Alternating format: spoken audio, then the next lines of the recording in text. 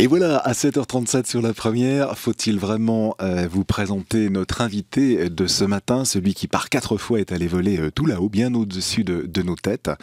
Claude Nicollier, bonjour. Bonjour. Difficile donc de ne pas savoir que vous avez été 4 fois dans l'espace à bord des navettes spatiales américaines, en 92, 93, 96 et 99. Beaucoup savent aussi que vous êtes désormais lié au projet Solar Impulse, ce projet de Bertrand Piccard, de faire le tour du monde en avion solaire. Il faut préciser aussi que vous êtes désormais professeur à l'EPFL, où vous donnez un cours d'ingénierie spatiale. C'est un cours qui rencontre un très vif succès. On va en parler dans un instant.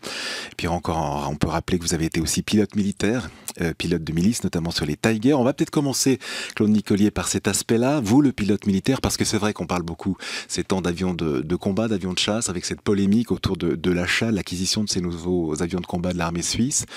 Cette acquisition, vous, Claude Nicollier, vous y êtes favorable ? Oui, disons le F-5, le Tiger est un avion vieillissant.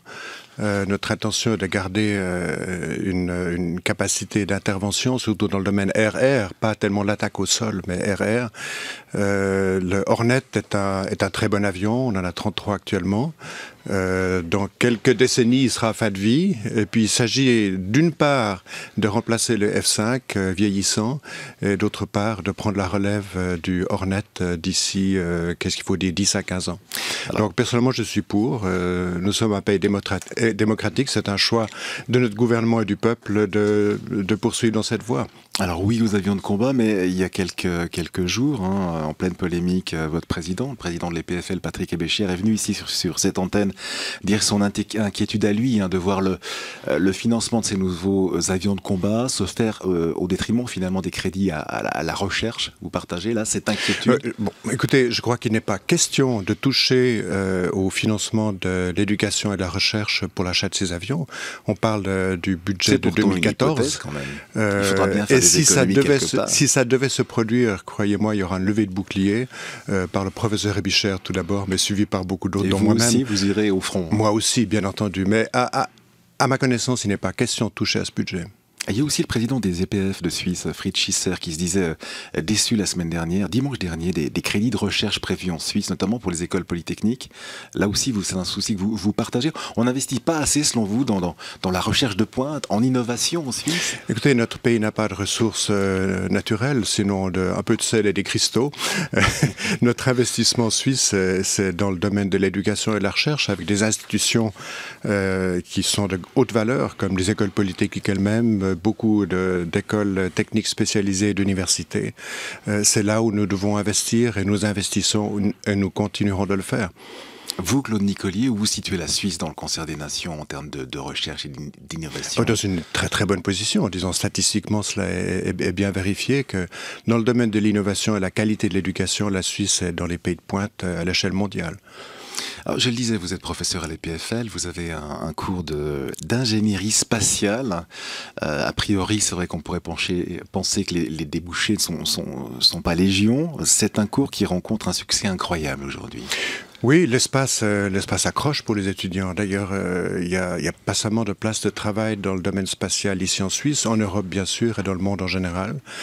C'est un domaine d'une part qui est accrocheur et puis il ne faut pas oublier que l'espace est extraordinairement utile, que ce soit pour les applications pratiques. Je parle des communications, navigation précise, études des ressources terrestres, mais également pour les besoins de recherche et des connaissances de l'univers, du Soleil, de la Terre, de nous-mêmes. Donc c'est un domaine qui est en pleine expansion et qui a un avenir extrêmement brillant. Mais il y a 130 étudiants à peu près, je crois, qui suivent ce cours. Oui, il y en a une centaine à Lausanne. Bon, j'ai donné l'introduction du cours lundi dernier. Et il y avait une centaine d'étudiants à Lausanne, à l'EPFL. Et le cours est donné également, il est retransmis par des moyens audiovisuels à Zurich, à l'ETHZ. Il y avait là-bas une trentaine d'étudiants. Le cours lui-même va commencer lundi prochain, le 5 mars. C'était seulement l'introduction du cours pour que les étudiants puissent décider s'ils veulent ou non suivre ce cours. Mais généralement, il y a une bonne fraction de ceux qui sont présents à l'introduction qui décident de suivre le cours. C'est un cours d'introduction sur le spatial. Disons, l'idée est de présenter des concepts assez clairs sur le spatial, de façon que les étudiants qui deviendront ingénieurs par la suite aient une connaissance du spatial, qu'ils aient une connaissance des concepts, qu'ils travaillent dans la suite, dans le spatial ou dans un autre domaine, ils auront au moins une connaissance des concepts du spatial. Mais justement, ça leur apporte quoi? Vous dites c'est utile, ces concepts du spatial, entre guillemets, très concrètement? Écoutez, l'idée est de présenter les caractéristiques particulières de l'environnement spatial qui conditionnent évidemment le design de n'importe quel engin spatial, que ce soit un engin habité ou un robot ou un satellite pour une certaine fonction. Donc à la suite de ce cours, d'ailleurs il y a pas seulement d'autres cours qui sont donnés à l'EPFL dans les domaines de l'espace. Mon cours est un cours d'introduction. Mais à la suite de ce cours et des autres cours, les étudiants ont une solide connaissance de l'environnement spatial et des contraintes qui sont là et qui ont une influence sur le design des engins spatiaux de façon qu'ils puissent travailler de façon sûre et efficace dans cet environnement très particulier et très hostile. Vous avez des liens directs, vous, avec les entreprises, justement, d'autres domaines, évidemment, on peut l'imaginer, que le domaine spatial? Ou uniquement c'est réservé à vous, votre réseau est uniquement connecté avec des entreprises qui travaillent dans l'espace, qui travaillent sur ces engins spatiaux? Ou également, c'est essentiellement qui travaillent dans ce domaine-là, effectivement, oui. Alors on a beaucoup parlé ces derniers temps de ce qui a été inventé, ce qui a été présenté il y a pas très longtemps, récemment, on en a parlé un petit peu à l'époque, ce fameux nettoyeur de l'espace, oui. Ce Space Cleaner. Ça c'est une première retombée concrète en matière d'innovation. Oui, l'idée est de lancer un programme d'un satellite qui sera un démonstrateur d'un moyen de nettoyer l'espace. Il y a beaucoup de satellites dans l'espace, il n'y a pas seulement des satellites, mais également des étages supérieurs de fusées qui sont restés en orbite basse autour de la Terre. Quand je dis orbite basse, c'est entre, qu'est-ce qu'il faut dire, 300 km d'altitude jusqu'à peu près 2000 km. Donc il y a beaucoup de débris. Et l'idée est de trouver un moyen de nettoyer l'espace. Il y a environ 12 000 débris de plus de 10 cm de diamètre qui sont compris entre 300 km et 2000 km d'altitude, essentiellement dans le domaine de, qu'est-ce qu'il faut dire, 700 à 900 km d'altitude. Ce sont les orbites dites héliosynchrones. Essentiellement pour les satellites d'observation de la Terre. Donc une fois que le satellite a terminé sa fonction utile, eh bien il reste dans l'espace, il peut rester des décennies voire des siècles. Ça dépend des caractéristiques de ce satellite et de l'altitude de son orbite. Donc c'est un des projets importants du Swiss Space Center récemment créé. On a un nouveau directeur de Swiss Space Center. Il est basé à l'EPFL, ce centre.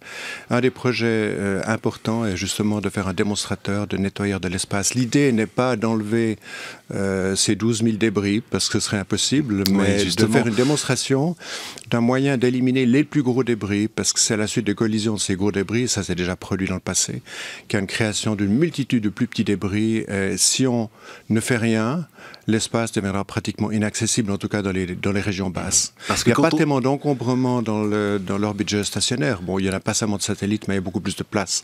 Le problème est essentiellement en orbite basse. Quand on est à bord d'une navette, par exemple, comme vous l'avez été, on craint cette collision avec parce que ces petits débris se déplacent à des vitesses extraordinairement élevées. C'est ça qui fait la Oui, disons, on le craint, oui, mais c'est pas une obsession quotidienne. On peut pas vivre avec ça. On est d'ailleurs les témoins de l'impact de beaucoup de petits débris, essentiellement sur les transparents, sur les fenêtres. Il y avait beaucoup de petits cratères, quelques petits cratères sur la partie extérieure des vitres de la navette, qui étaient d'une épaisseur d'à peu près 7 cm. Et puis c'était des cratères qui typiquement avaient des diamètres de 2 ou 3 mm, mais c'était quand même le témoin de l'impact de petits débris, qu'ils soient man-made, c'est-à-dire des débris de satellites, ou que ce soit des météorites, n'est-ce pas? Il y a les deux composantes. La composante naturelle, on ne peut pas faire grand-chose. Par contre, la composante man-made, résultat de satellites mis en orbite qui sont détruits à la suite de collisions, ou des morceaux de peinture, ou des vis, ou des boulons. C'est ce type de débris qui, évidemment, ne sont pas fatales pour les engins spatiaux, mais pourraient entraîner des dommages. On va chercher à réduire leur densité en éliminant les gros débris qui, à la suite des collisions entre eux, pourraient produire beaucoup de petits débris.